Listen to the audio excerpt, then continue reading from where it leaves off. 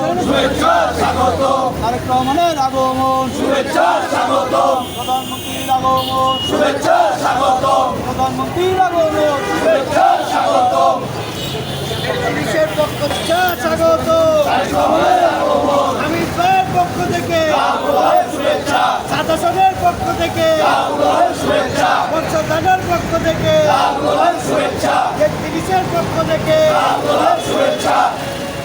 এই ব্যাপারে একটু বলেন। আমরা ঢাকার ৩৩ ওয়ার্ড বিএনপি বংশাল থানা, আমরা তারেক সাহেবকে আমাদের প্রধানমন্ত্রীর দেখার জন্য দাঁড়া রয়েছি।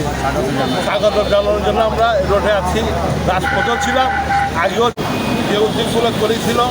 আশা করি আমাদের প্রধানমন্ত্রী এটা সফলতা করবে, এটি আমার আশাবাদী। আপনারা তো দীর্ঘ রাজপথে আছেন, এখন আপনারা রাজপথে আছেন। আমরা এখনও রাজপথে থাকবো ইনশাআল্লাহ, যতদিন প্রধানমন্ত্রী তারেক রহমান থাকবে আমরা সব রাজপথে ইনশাআল্লাহ।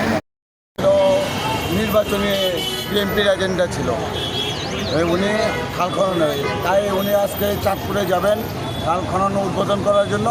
আমরা তাকে স্বাগত জানানোর জন্য এই রাজপথে ব্যানার ধরে আছি ৩৩ নম্বর ওয়ার্ড বংশাল থানাতে।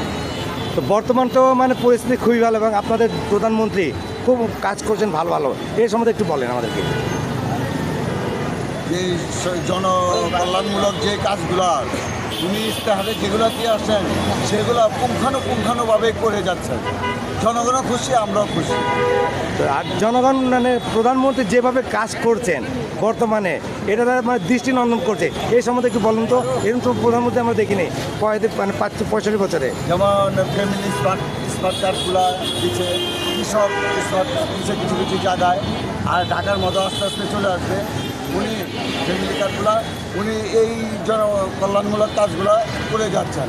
ছাত্রদের জন্য, বিদেশিদের জন্য কার্ড বিক্রি করছে, প্রবাসীদের জন্য এই কাজগুলো পর্যায়ক্রমে আসবে, জনকল্যাণমূলক কাজগুলো। ধন্যবাদ। স্লোগান দেন।